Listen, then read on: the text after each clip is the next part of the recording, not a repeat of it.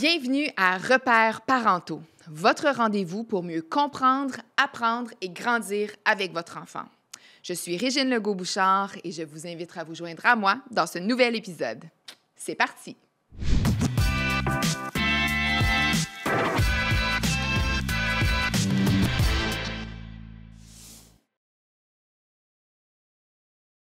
Alors aujourd'hui, nous abordons le sujet « Ados et anxiété ».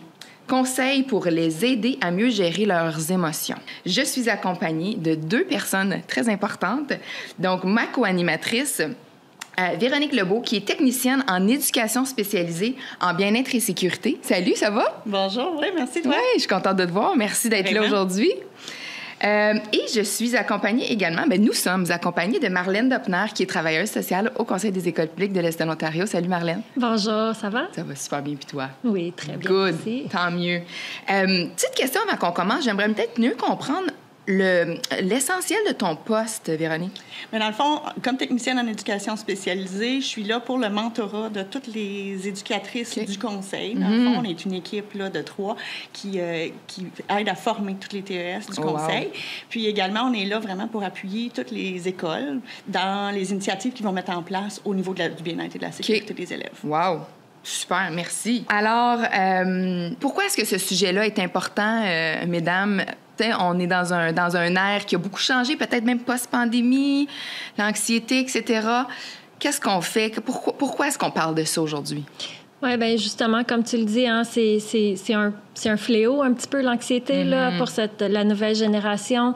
Il y a tellement de choses qui les rend anxieux, qui contribuent à leur anxiété, mais... disons qu'il n'y a pas nécessairement beaucoup de... Ils n'ont pas développé encore les stratégies là, pour faire face à cette anxiété-là. Donc, d'en parler, de se renseigner là-dessus, c'est vraiment important. Puis de développer des stratégies pour avoir un meilleur équilibre de vie, c'est quelque chose qui est vraiment important. Puis nous, on le voit, hein, je pense, comme adultes, on le voit que nos enfants sont comme anxieux puis tout ça, puis on ne sait pas trop quoi faire. Fait, comment on sait justement que notre enfant devant nous, il vit de l'anxiété? Oui. Mais en fait, il faut comprendre que l'anxiété, c'est vraiment comme un système d'alarme qui part dans le cerveau des enfants, des jeunes. Quand ils perçoivent une menace, même si la situation n'est pas dangereuse, n'est pas effrayante ou rien, eux autres, ils pensent qu'il y a quelque chose de dangereux. Donc, ça va se démontrer de différentes façons, là, par leur comportement ou par des signes et symptômes dans leur corps. Par exemple, ils vont commencer, on voit ça souvent à l'école, ils vont commencer à éviter. Leur assiduité va baisser parce qu'ils vont éviter certaines situations ou certains endroits là, qui leur causent de l'anxiété. Des enfants qui disent, là, ça me tente pas d'aller à l'école le matin, ou bien, j'ai un examen, ou j'ai oublié mes choses à l'école, et tout ça. Oui. Puis des fois, ils savent même pas nécessairement que c'est de l'anxiété. Ils vont ressentir physiquement des maux physiques. Là. Ils vont avoir mal au ventre. Ils vont avoir mal au cœur, ils vont avoir des tremblements. Boule dans l'estomac aussi. Oui, c'est ça. Parce qu'il y a une différence entre stress et anxiété. Puis ça, j'ai toujours de la misère avec ça, dans le sens... J'ai l'impression que des fois, on dit que la personne est anxieuse, mais vraiment elle est stressée ou vice-versa. Oui. Tu sais, est-ce qu'il y a une distinction? Oui, alors... Le stress, c'est parce que tu es devant une menace. Hein? Puis là, ton corps va répondre à ce stress-là, que ça soit... Comme avant un examen, là. Oui, tu sais, un examen, un chien qui jappe ou quelque chose comme ça, là. Donc, il y a vraiment un stress, là, comme une menace pour le corps. Okay. Tandis que l'anxiété, c'est que tu perçois une menace dans des situations qui sont pas menaçantes. OK. Alors, t'as peur d'avance, même s'il n'y a pas de menace réelle. Puis donc, les symptômes sont souvent plus physiques, je présume? Oui, souvent, justement, là, alors s'il n'y a pas de cause médicale, mais que, tu sais, c'est ça, là, tu sais, le jeune, il commence à respirer vraiment vite, il y a des tremblements, transpiration extrême, maux de tête, etc., de la difficulté à dormir aussi, souvent, là, tu sais, les jeunes qui sont anxieux, ils ont de la difficulté à tomber endormis et rester endormis toute la nuit parce que... le petit hamster là, qui tourne dans la tête. Là. Alors, ils vont ruminer plein de pensées, la préoccupation excessive. Là, c'est un autre symptôme, là, définitivement, de l'anxiété. Ça a-tu des impacts comme sur leur vie au quotidien, au niveau de leur relation, par exemple? Ou... Oui, oui, parce que là, souvent, ils vont essayer d'éviter certaines situations qui sont... qui créent de l'anxiété pour eux autres, qui est un déclencheur. Ils vont plus se replier sur eux souvent. La timidité, ils ne voudront pas nécessairement engager des conversations avec d'autres personnes parce que peut-être qu'ils vont penser quelque chose de moi. Justement, ils pensent à tous les mauvais scénarios qui peuvent arriver, même si réellement, probablement que ça n'arrivera pas. Là. Donc, Fait que là, tu nous parles d'un petit peu là, tout ce qu'on va pouvoir voir, mais c'est quoi les raisons? Comme pourquoi quelqu'un commence à vivre de l'anxiété comme ça? Oui, bien, il y a plusieurs raisons qui peuvent déterminer là, pourquoi que le jeune va commencer à développer l'anxiété. Ça dépend des jeunes aussi. Mais entre autres, la pression d'exceller en est une, que ça soit de la pression que les parents mettent pour qu'ils réussissent ou qu'eux-mêmes. Souvent, moi, je travaille dans une école secondaire, puis il y a beaucoup de jeunes qui se mettent énormément de pression pour réussir. Ça, c'est vraiment un des éléments. Un autre élément, c'est les adultes autour d'eux. Souvent, sont eux-mêmes stressés ou ils vivent de l'anxiété. Puis c'est les premiers modèles, hein, c'est ça que les jeunes voient. Donc, ils vont reproduire un petit peu les mêmes comportements. Donc, ça, c'est... On est un peu comme notre miroir, hein, finalement. Là, ouais. Si nos jeunes, ils vivent de l'anxiété, peut-être que nous autres, de notre côté, on est en train d'en vivre aussi, puis il faut qu'on se questionne sur... Oui, justement. Une autre chose que les experts ils sont d'accord, c'est le temps passé devant les écrans. Ah, les fameux écrans! Oui, justement. Puis, je dirais qu'il y a 2 niveaux à ça. Alors... Plus les jeunes passent de temps devant un écran, moins ils ont de temps pour avoir du temps face à face avec d'autres personnes, pour faire de l'exercice physique, pour être en nature, pour développer des passions.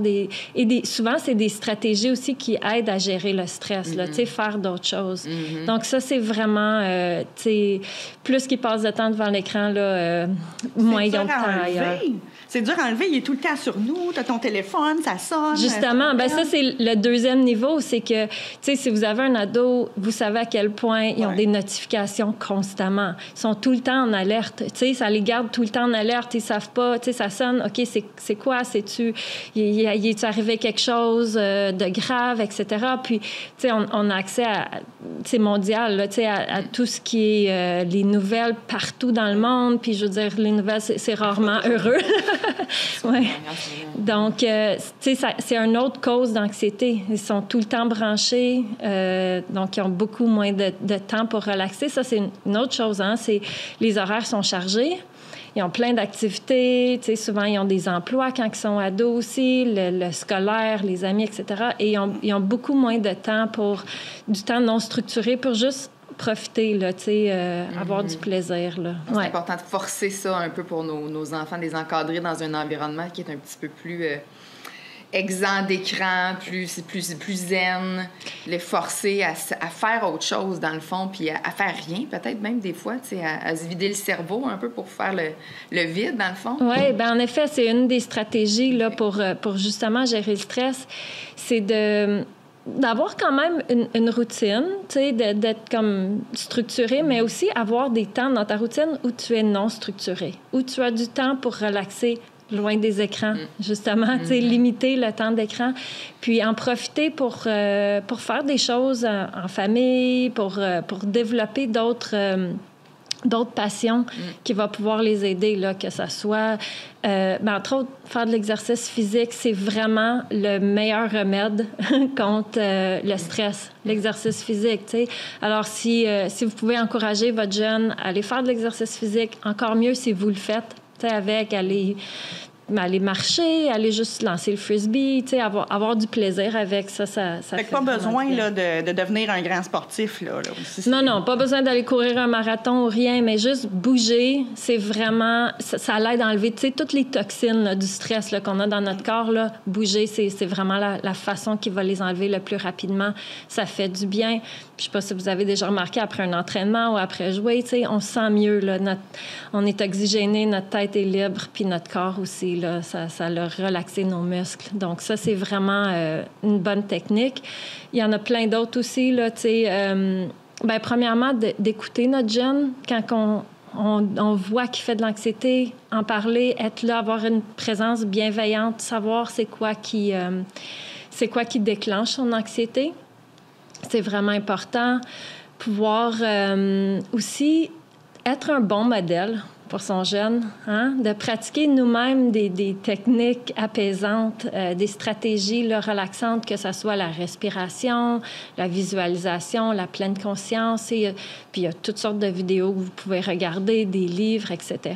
Sur le moment, quand on est stressé, là, c'est dur à utiliser ces techniques-là. Fait que j'imagine qu'il faut les pratiquer avant. Oui, justement, les pratiquer quand on est calme.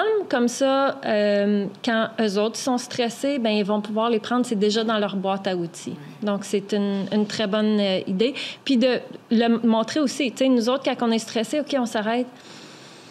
On va respirer. Tu sais, comme ça, eux autres, ils voient, comme j'ai dit tantôt, là, le miroir, le modèle, là, bien, c'est ça, ils vont voir, OK, comme quand on est stressé, on peut prendre un moment, juste relaxer, puis là, après ça, on va être beaucoup plus... ça va aller beaucoup mieux là, pour gérer la situation. Tu sais, il y a plein d'autres petits trucs.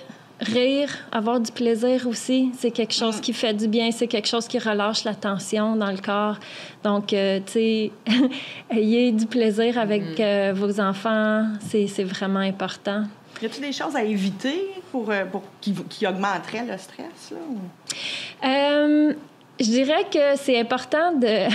Il y a quelque chose, c'est éviter d'éviter. OK? Alors, qu'est-ce que ça veut dire? C'est que souvent, les jeunes, ils vont éviter certaines situations ou certains endroits parce que, justement, ça leur cause de l'anxiété.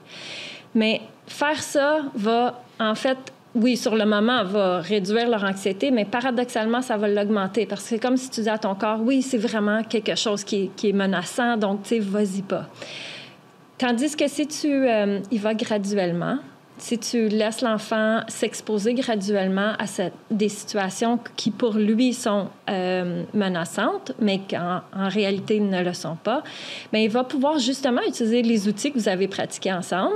Okay. Si tu as un niveau gérable d'anxiété, il va utiliser ces outils, voir que, OK, je suis capable, ça va fonctionner, ça fonctionne, et puis là, graduellement, l'anxiété va diminuer. Ça se peut-tu que ça vienne de nous, ça, des fois? Tu sais, on voit notre jeune qui se sent pas bien, qui est énervé, qui est anxieux, puis on dit, c'est correct, tu sais, vas-y pas, t'es pas obligé de le faire. Ça se peut-tu que c'est nous qui les pousse là-dedans? Définitivement, la surprotection des parents, c'en est un enjeu, ça, qui cause l'anxiété. Bien qu'on veut bien faire, mais c'est un petit peu comme si on leur dit qu'ils sont fragiles. Hein? Tu sais, on vérifie où ils sont avec des applications, tu sais, constamment. On leur dit, tu sais, fais attention, peut-être que ça va arriver. Alors, toute notre anxiété aussi, on peut le transmettre à nos jeunes, même si c'est pas nécessairement menaçant. Donc, de leur laisser un petit peu plus explorer par eux-mêmes, de nous autres, trouver des façons de gérer notre propre anxiété quand notre enfant essaie des affaires qui sont peut-être nouvelles, tu sais. C'est bon d'essayer aussi de pas tout le temps être après lui, de tout contrôler, d'essayer de tout régler. Parce qu'il faut que le jeune, il développe des stratégies pour justement régler ses propres problèmes, que lui trouve des solutions qui vont fonctionner pour lui. Puis en faisant ça, bien, le jeune, il va développer son estime de soi. Sa résilience. Résolution de problèmes. C'est ça. Donc, ça l'aide beaucoup, ça réduit son anxiété. Il voit qu'il est capable par lui-même de prendre soin de lui. Donc, c'est quelque chose qui est vraiment important, qui est peut-être des fois un petit peu difficile pour des parents, mais il faut le développer, puis ça va faire du bien à votre jeune. Et ça va baisser votre anxiété aussi. Vous allez voir que, OK, il est capable par lui-même. Je suis pas obligée d'être tout le temps derrière lui, puis, tu sais, tout contrôler. Quand on veut aider notre jeune, puis qu'on voit qu'il y a de la difficulté, qu'il vit ces moments-là d'anxiété, comment on sait que c'est le bon moment pour demander de l'aide? Oui. Alors, tu sais, tous les jeunes ont comme un petit peu une ligne de base de leur comportement. Il y en a qui sont déjà nés un petit peu anxieux, tu sais. Mais si on voit qu'il y a une déviation de cette ligne de base-là, tu sais, ça fait 2 semaines qu'il y a vraiment des comportements anxieux, qu'on voit que tout à coup, il est plus fonctionnel, que ce soit à la maison, à l'école ou dans la communauté. Là, ça serait le temps d'aller consulter, d'aller demander de l'aide, tu sais, pour qu'ils puissent redevenir à la ligne de base normale, pour qu'ils puissent développer des stratégies, qu'ils se sentent mieux. Donc, quand il est comme plus capable de fonctionner comme il avait l'habitude de fonctionner, là, c'est un indice pour nous que c'est Oui, définitivement. Puis vous pouvez demander à l'école comment ça va. Vous pouvez demander autour de vous parce que souvent les parents voient qu'est-ce qui se passe à la maison, mais le jeune, il y a des interactions un petit peu partout là, dans sa vie, là, dans les sphères de vie. Alors d'aller demander là, comment ça va ailleurs. Si eux autres aussi ils ont vu un changement, bien là, ça serait le temps d'aller demander de l'aide, d'aller consulter. Puis on fait comment? On va où pour chercher cette aide-là? Oui, différents endroits. Alors, l'école, c'est vraiment un bon endroit où commencer. Les jeunes, ils passent tellement de temps à l'école, donc souvent, l'école va avoir remarqué une déviation, là, justement, dans leur fonctionnement habituel. Vous pouvez parler, aux enseignants, un membre du personnel, direction, quelqu'un en qui vous avez confiance à l'école pour demander de l'aide. Il y a de l'aide à l'école, il y a des travailleurs sociaux. Entre autres, c'est ce que je fais. Puis j'en ai beaucoup d'élèves qui, justement, ont besoin d'aide pour développer des stratégies. Là, Souvent, je vous dirais que les jeunes, ils connaissent pas beaucoup de stratégies. Je leur demande, qu'est-ce que tu fais quand tu as des journées là, qui vont moins bien, là? À part d'utiliser un téléphone pour regarder des vidéos, là, ils en ont pas beaucoup. Donc, tu sais, puis c'est quelque chose qu'on doit apprendre et c'est quelque chose qu'on a besoin toute notre vie. On va en avoir tout le temps des moments stressants, tu sais, dans notre vie, puis il faut pas que ça devienne, tu sais, trop fort, que ça développe trop d'anxiété. Des stratégies qui fonctionnaient avant fonctionnent peut-être plus maintenant. Donc oui, c'est ça. Continuellement à chercher des nouvelles. Justement, et pour différents endroits aussi. Tu vas pas nécessairement utiliser les mêmes stratégies dans la salle de classe que tu vas utiliser si tu es dans un autobus ou chez toi ou, tu sais, au magasin, etc. Fait que, tu sais, remplir la boîte à outils, là, c'est une vraiment, vraiment bonne idée. À part de l'école, vous pouvez aussi passer par la communauté. Donc, souvent, les médecins de famille vont pouvoir vous aiguiller vers des services. Il y a plein d'organismes aussi dans la communauté là, qui peuvent aider les jeunes, que ce soit à travers de la thérapie, des groupes de soutien, même des activités là, pour promouvoir la bonne santé mentale. Il y a vraiment plein de différentes options là, qui s'offrent à vous et à vos jeunes. Ah, puis, tu sais, il ne faut pas hésiter, je pense, parce que souvent, on pense, c'est correct ou je suis capable de l'aider, puis... Mais il y a des professionnels qui sont là pour les aider. Puis souvent, c'est ça qu'ils ont besoin pour aller justement développer puis bâtir leur boîte à outils dont tu parles, qui est tellement importante. C'est ça. Ouais. C'est pas obligé d'être à long terme. Là. Tu vas consulter, tu vas te chercher un petit peu d'aide là, pendant un bout de temps, puis après ça, ben ça va t'aider pour toute ta vie. C'est là. C'est le temps aussi, quand ils sont jeunes, de les aider à se développer comme ça pour qu'ils puissent continuer à se...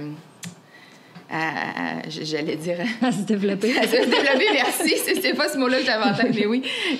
Parce que, oui, c'est des outils qui vont pouvoir utiliser le reste de leur vie. Puis l'anxiété, elle n'arrête pas à l'âge adulte non plus. Hein? Donc, dès qu'on peut développer ces outils-là, puis ces manières de faire-là, bien, bravo. Merci beaucoup, mesdames. Ça me fait plaisir. Ça a été vraiment enrichissant comme conversation. Moi, en tout cas, je retiens pas mal de trucs, là. Puis surtout, encore une fois, en tant que maman, je trouve ça tellement le fun de vous entendre. Tu sais, l'équilibre, les écrans, le sommeil. Le sommeil, c'est important aussi. Ça, il faut vraiment... Tu sais, c'est pas évident, surtout des fois les ados, hein, ça dort, mais c'est ça, c'est toute l'hygiène de vie qui vient avec ça. Là, tu sais, bien manger, rester loin du café, tu sais, des boissons énergisantes, du chocolat même, tu sais, oui, puis justement, là, minimum 8 heures, c'est ça qu'ils ont besoin, les ados, là, par nuit, puis il y en a pas beaucoup qui arrivent à ce nombre-là. Puis quand on manque de sommeil, on sait, hein, on a de la difficulté à gérer nos émotions, on est beaucoup moins fonctionnel. Oui. Là, donc, Tu mentionnais aussi le sport. Oui. Ça aussi, c'est super important. Puis aussi, je pense, hein, on a mentionné d'être un bon modèle. Donc ça aussi, je pense que ça nous aide beaucoup. Ça va aider nos jeunes. Mm-hmm. Puis finalement, quand on a peut-être épuisé notre propre boîte à outils en tant que parent, c'est d'avoir le réflexe d'aller chercher de l'aide ailleurs et puis au moins de s'informer pour voir ce qui se passe, ce qui est possible, ce qui est disponible. Moi, en tant que parent, je l'ai fait avec un de mes enfants, puis je peux dire que ça a eu un bel impact, puis ça a enlevé un petit peu la pression aussi. Oui. Tu sais, en tant que parent, tu te dis, on veut donc qu'il fasse bien, puis qu'il soit, tu sais, qu'il grandisse, puis qu'il croître, qu'il soit le meilleur humain possible, mais des fois, on n'a pas toujours les outils, ou des fois, c'est juste pas possible. Tu as besoin de cette aide additionnelle. Puis c'est une collaboration, hein? Tu sais, ça veut pas dire que le parent il se retire complètement, là. C'est vraiment... On va donner des outils d'extra, puis avec la collaboration des parents, ça va beaucoup mieux, là. C'est une équipe, là. C'est un apprentissage qui se fait tout le monde ensemble. Dans le fond, là, j'apprends pour mes propres stratégies. J'aide mon enfant là-dedans à développer ses propres stratégies. Puis dans le fond, tout le monde a grandi là-dedans. Oui. Alors, merci beaucoup, beaucoup encore, mesdames. Marlène, Véronique, ce fut un plaisir, comme toujours, de vous avoir autour de la table. Et merci à vous, chers auditeurs, d'avoir été à l'écoute de Repères parentaux. J'espère que cette conversation vous a offert des pistes, des idées ou simplement un moment pour souffler. N'oubliez pas de vous abonner pour ne rien manquer et surtout, prenez soin de vous et à bientôt.